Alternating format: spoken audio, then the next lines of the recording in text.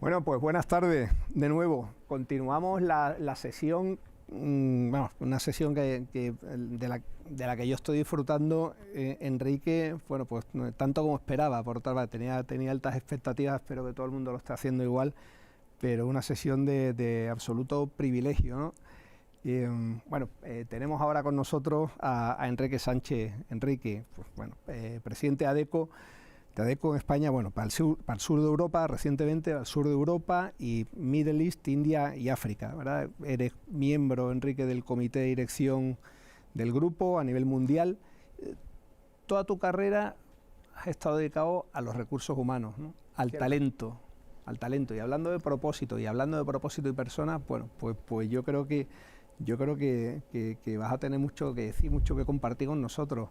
Has tenido responsabilidades de todo tipo, en España por supuesto, pero también en otras zonas donde desarrolla la actividad del grupo, en Latinoamérica en particular.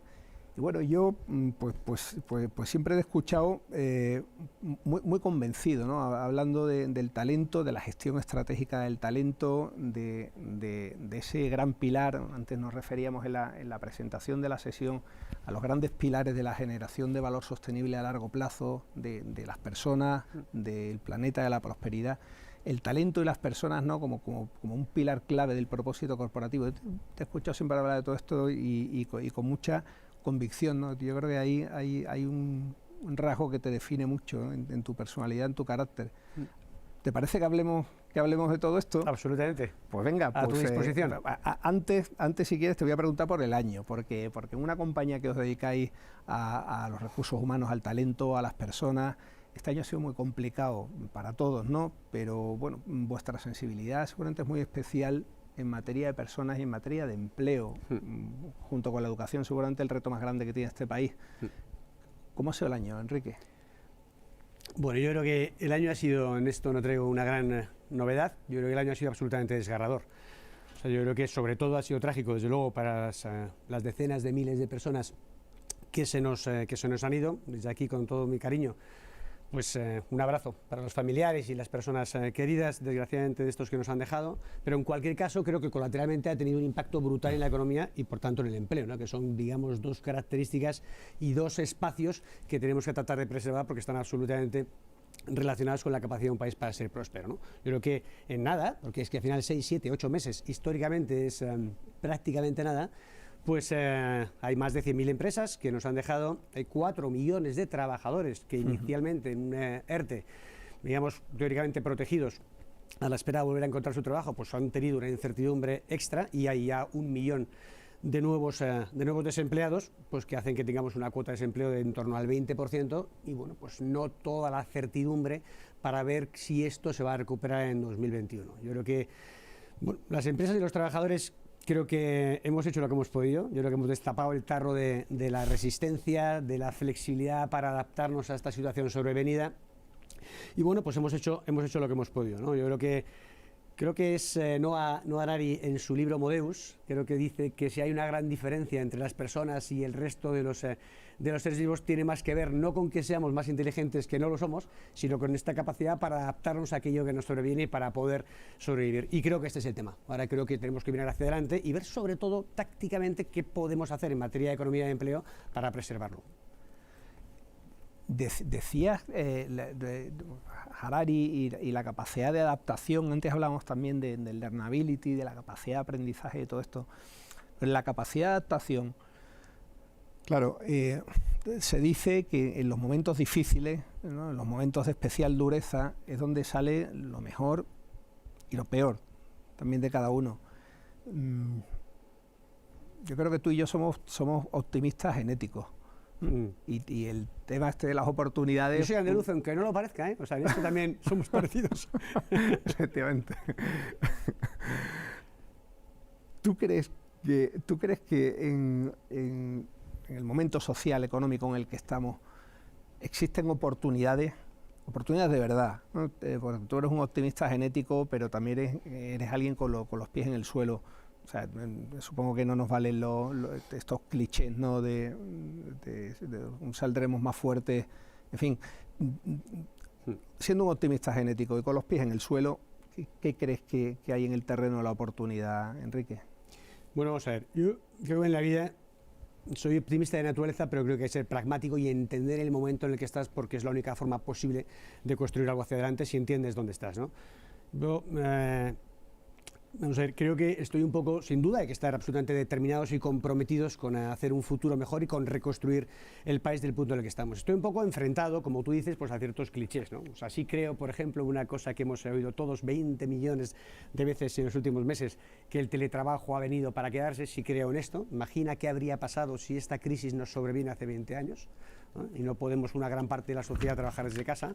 Sí creo que ha venido para quedarse, pero bueno, dicho esto con cierta mesura, porque creo que la riqueza y la calidad de poder juntarte con tus colegas, pues al final es lo que hace diferentes unas empresas de otras. Pero luego, como te decía, estoy enfrentado, o sea, yo no creo que esto nos haga más fuertes, creo que esto nos va a debilitar extraordinariamente de nuestra capacidad para maniobrar ahora, tomar decisiones importantes, pues hará que nos debilitemos menos. Y desde luego, sobre que el ser humano, y yo soy un fiel seguidor y ferviente admirador del ser humano en su conjunto, pues no todo el mundo saca lo mejor. O sea, yo creo que en situaciones difíciles unos dan lo mejor, otros dan lo peor. Sí que es cierto que tienes una oportunidad para ver con claridad qué tienes al lado, pero bueno, creo que es un momento difícil, hay oportunidades y creo que tenemos que estar absolutamente determinados. Creo que fue Einstein, ¿no?, el que dijo algo así como son las crisis las que hacen que la sociedad avance y que la sociedad mejore.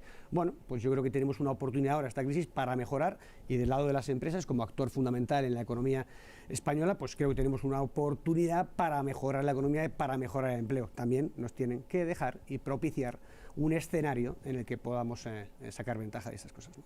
Sí, tocas un tema que es fundamental, que es el de la colaboración público-privada, y nos tienen que dejar, tenemos que ayudarnos todos, ¿no? Yo creo que la idea del contrato social trilateral es básica. O sea, Rousseau, siglo XVIII, 1760, con su contrato social bilateral, Estado individuo está atrás. O sea, yo creo que si no somos capaces, ¿no?, de conseguir que administraciones, empresas y ciudadanos trabajemos juntos para salir adelante en esta crisis, pues no, desde luego no vamos a estar a la altura de lo que se merece esta sociedad. Absolutamente. Y hablabas de empresa, Enrique, claro, con el reto tan extraordinario que tenemos por delante de reconstrucción del país, de recuperación y de transformación y de crecimiento y de reconstrucción, seguro. O sea, que te lo he decía alguna vez, el rol de la empresa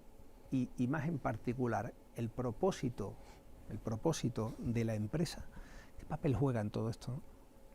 Bueno, yo creo que es fundamental. Bueno, digamos que las empresas, más allá del propósito, ya solamente por el hecho de estar absolutamente afanados y empecinados en nuestro día a día por preservar los empleos de nuestras empresas, por seguir preservando el servicio que entregamos a los clientes y seguir manejándonos con una cierta normalidad, yo creo que ya con este esfuerzo estamos verdaderamente haciendo una contribución importante a la sociedad.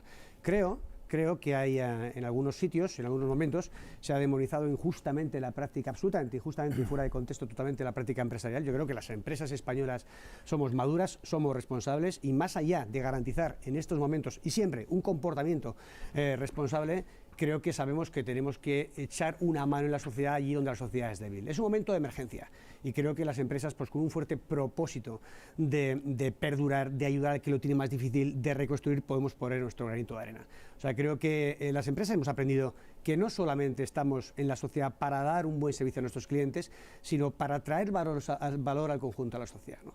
Desde nuestro punto de vista, es verdad que Adecco tiene una posición, digamos, fácil para hacer esto, porque al final somos una empresa que genera empleo. Son más de 100.000 empleos generados al año, muchos de ellos en colectivos, por ejemplo, como los jóvenes en búsqueda de primer empleo, como personas que quedan cortadas del mercado de trabajo. El 40% de las personas que contratamos el último año pertenecen a estos colectivos, con lo cual es una contribución importante, ¿no? Especialmente orgulloso, y esto sí que es muy importante, como personas que han quedado en riesgo verdaderamente de exclusión, no solamente laboral, sino también social, desde nuestra fundación, a través de un grupo de gente extraordinaria, más de 6.000 personas verdaderamente con una situación absolutamente delicada y en riesgo de exclusión, pues han encontrado un trabajo. Creo que todos tenemos que dar un punto más en este momento para hacer que la sociedad sea un poco mejor. Y aquí el propósito, o sea, de la capacidad de las empresas de alinear su propósito corporativo, su propósito de echar una mano y de ir un poco más allá con el propósito individual de sus trabajadores, pues creo que radica en gran parte el éxito o el fracaso en esta reconstrucción, ¿no? Hablaremos de esto que me interesa. No sé si tocar el tema de la tecnología y la persona antes de entrar porque el de propósito individual yo creo que interesa particularmente por su profundidad. Conecta además con una reflexión que compartía Antonio en la sesión anterior sobre la motivación del talento, el compromiso del talento con el propio proyecto de la compañía. Y cómo es difícil deslindar lo que somos de lo que somos cuando trabajamos, ¿verdad? Sin duda. Claro, pero déjame que vaya, que este tema es apasionante, pero déjame que vaya antes a la tecnología. ¿Tú eres el jefe hoy? Yo estoy aquí voy a aprovechar, que me interesa mucho. Hemos hablado también con Fuencisla Clemares, hemos hablado con Fuen de tecnología y de personas. En este mundo, ¿qué estáis viendo? Que tenéis vosotros también una atalaya de cierto privilegio, ¿no?, en la creación de empleo, como decía. ¿Qué estáis viendo vosotros en un mundo tan profundo en lo tecnológico, ¿no?, tan acelerado en lo tecnológico, tan transformador, tan disruptivo, donde, tecnologías que ahora consideramos top notch, son tecnologías que seguramente dentro de 2 años serán legacy o serán tecnologías, desde luego no disruptivas en absoluto. En todo este mundo tan tecnológico, tan acelerado, tan disruptivo, seguimos diciendo que la persona es lo fundamental. ¿Qué crees en esto de verdad? ¿Por qué la persona es de verdad lo fundamental en este mundo? Bueno, esto es como en las películas, me alegra mucho que me hagas esa pregunta. Verdaderamente pienso como tú. O sea, yo creo que la tecnología y la carrera tecnológica y la transformación tecnológica, digamos que es una carrera de una única dirección, es inevitable. El que no la tome quedará fuera de juego, sin duda. Dicho eso, creo que lo que marca la diferencia son las personas, sus competencias, sus motivaciones, sus actitudes y la determinación para ser diferentes y determinantes. O sea, creo que al final la historia está cargada de empresas que tienen las mismas oportunidades en los mismos sectores, en los mismos marcos regulatorios, y unas triunfan y unas fracasan y unas perduran y otras no. No hay una gran diferencia ni en su tecnología ni en ninguna otro gran dossier, digamos, corporativo. Creo que el liderazgo y la forma en la que esas personas se envuelven en las organizaciones y utilizan la tecnología es lo que hace la diferencia. Hay una frase aquí que me encanta, porque además la dice un tipo que no es sospechoso de venir del Cromañón, que es Steve Jobs, que dice algo así como que la tecnología no es nada. Hay que tener fe en las personas que son básicamente buenas e inteligentes y que si les dan las herramientas adecuadas hacen cosas maravillosas con ellas, ¿no? Yo me siento un poco así, ¿no? Pero además, la cosa antes hablabas un poco de... Claro, ahora el tema ya no es, ¿no?, la digitalización, tiene que ver pues con la inteligencia artificial, con la capacidad para predecir antes de que ocurra qué es lo que tus clientes van a necesitar, con el Big Data, etcétera, ¿no? El otro día, la semana pasada, me encantó estuve en una conferencia, una presentación, no recuerdo su nombre, era el Chief de Digital Strategy de H&M, y decía sobre la inteligencia artificial, ponía una fórmula, ¿no? Y no me extrañó tanto los componentes que tenían esa fórmula, sino la forma en la que los mezclaba, ¿no? Ya que la inteligencia artificial, y esto lo decía el jefe de digital de una empresa que es, ¿no?, la inteligencia artificial es un 10% el famoso algoritmo, es un 20% la plataforma tecnológica sobre la que descansa el algoritmo, y es un 70% cómo las personas abordan esa misión, cómo la entienden y cómo la ponen en marcha. Entonces, al final, bueno, estas cosas me ponen muy contento, quizá porque pienso como yo y soy tan estúpido y tan simple como el resto de los mortales, que nos gusta mucho que nos den la razón. Espero que no sea por esto, pero verdaderamente creo que la supremacía de la persona y del talento en este momento, incluso en un mundo absolutamente digitalizado, es todavía sí cada vez más importante. Me alegra muchísimo porque coincidimos. Yo recuerdo, además la cita está de Jobs, cala, porque desde luego no es cualquiera. Sí.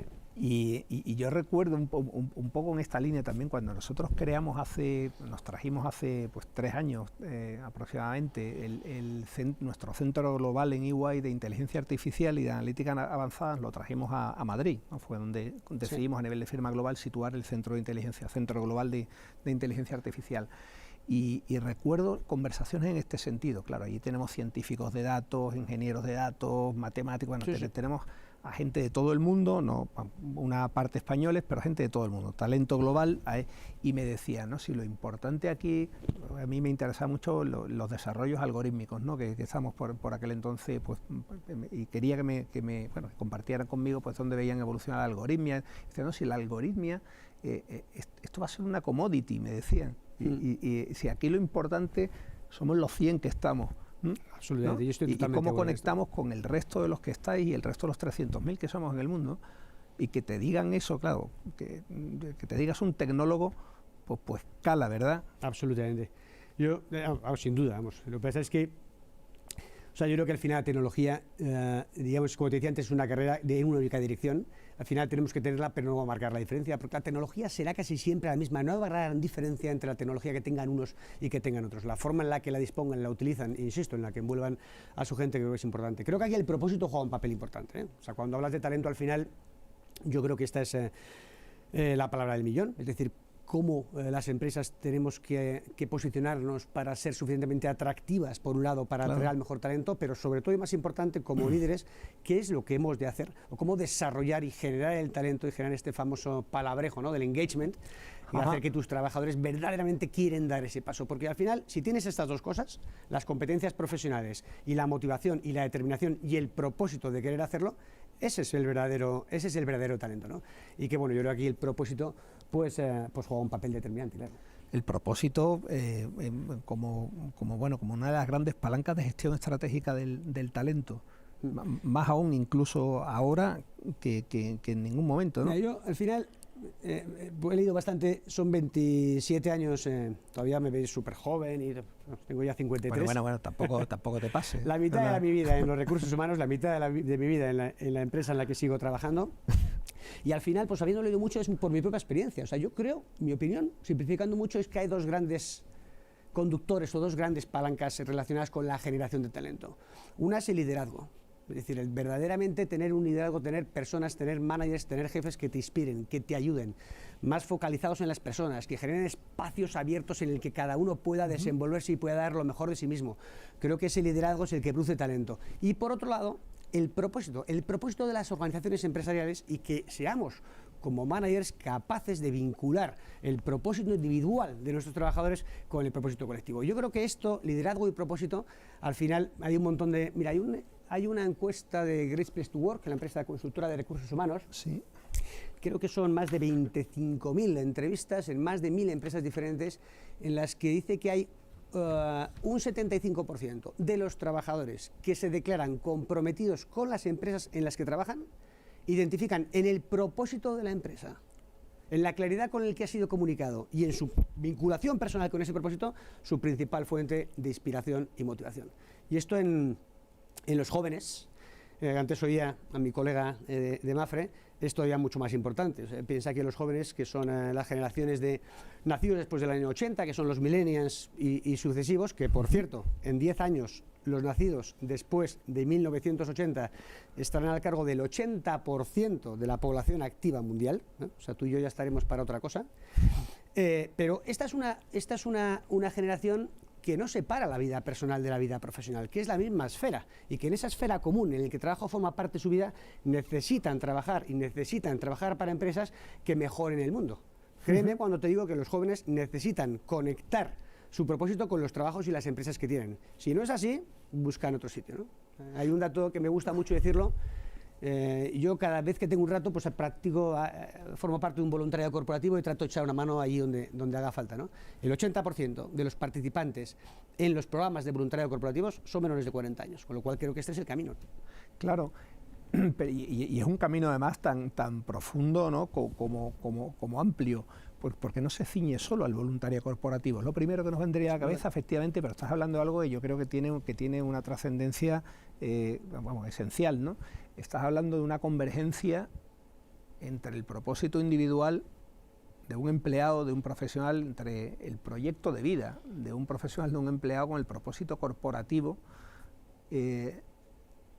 Claro, este es un terreno de desarrollo estratégico, es decir... Sí, absolutamente, absolutamente. Yo, o sea, más allá digamos, de la parte filantrópica del propósito, que por supuesto es necesaria, contratar como empresas y como corporaciones, de ayudar allá donde donde seamos más necesitados y de vincular a nuestros trabajadores con esa misión común, no olvidemos, somos una sociedad diversa. Y también en cuanto al propósito. El propósito es algo individual, es un generador que yo activo cada mañana, que elijo si activo o no por la mañana cuando salgo a trabajar.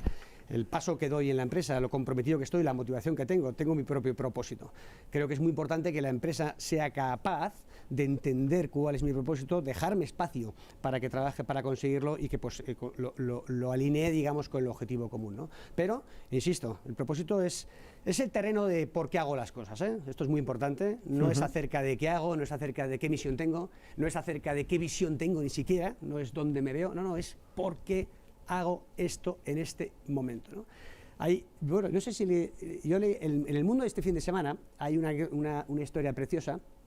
Dice algo así como un joven de 21 años que vive en Siberia, en una aldea de 50 personas, es estudiante de ingeniería naval. Y al final, pues el resultado del COVID pues es confinado, como todo el mundo, y no puede ir a clases, que estaban a 250 kilómetros. Bueno, una historia tremenda, la verdad. Pero tiene que quedarse en su casa. No tiene cobertura de internet.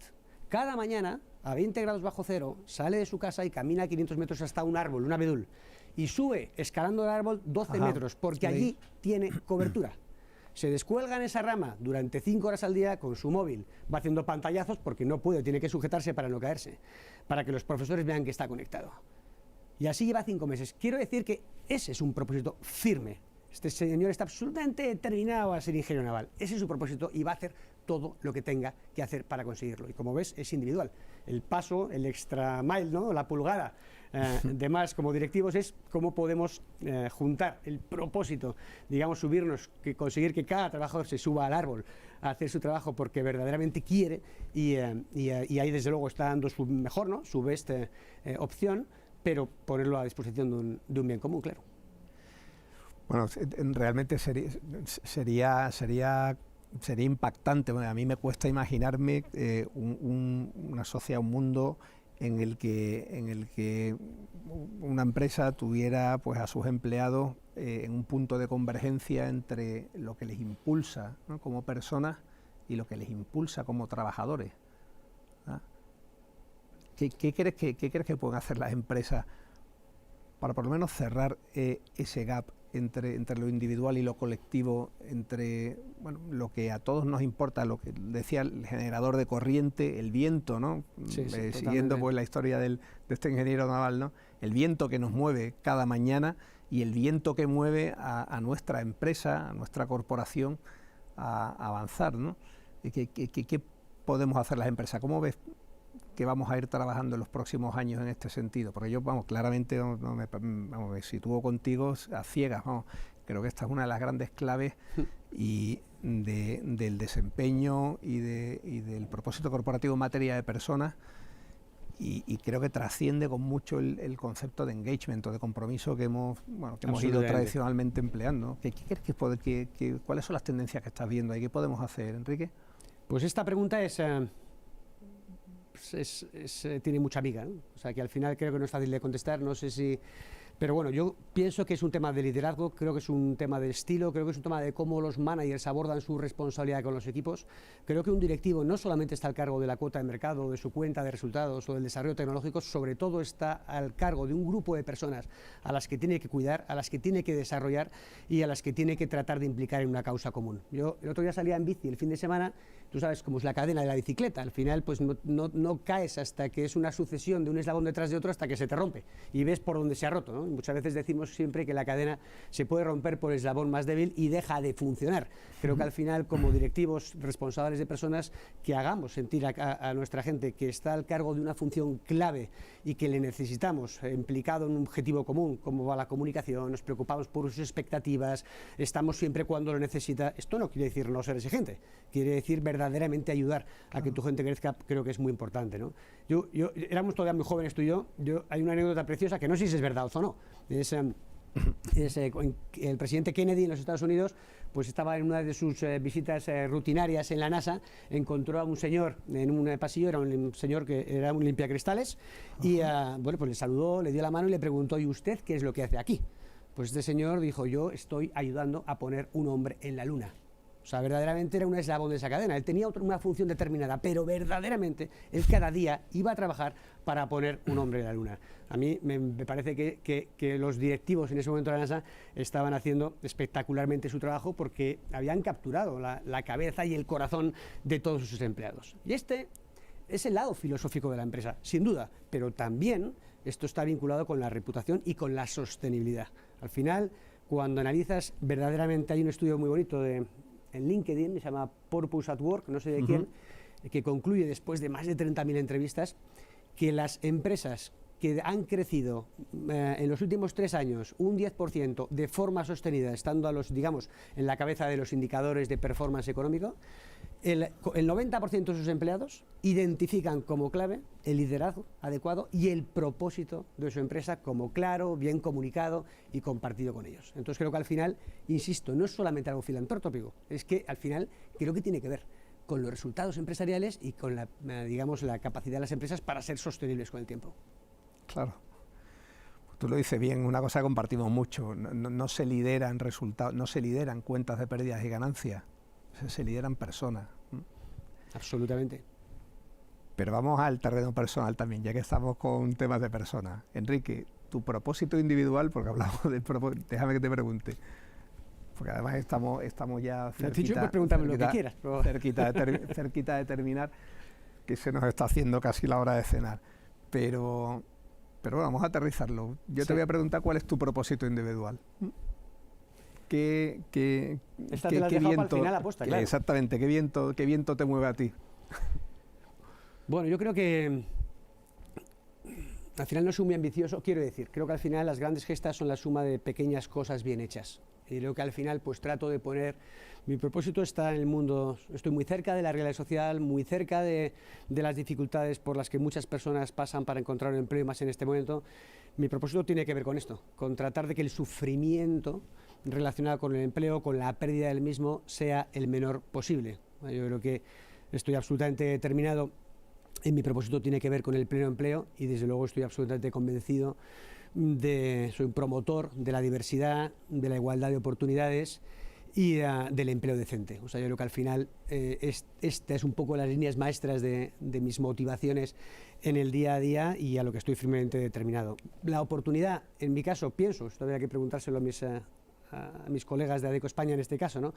Pues la oportunidad de compartir este propósito con más de 1.500 colaboradores en ADECO y con los demás de 100 colegas en nuestra fundación haciendo un trabajo maravilloso que verdaderamente ayudando a los que lo tienen más difícil.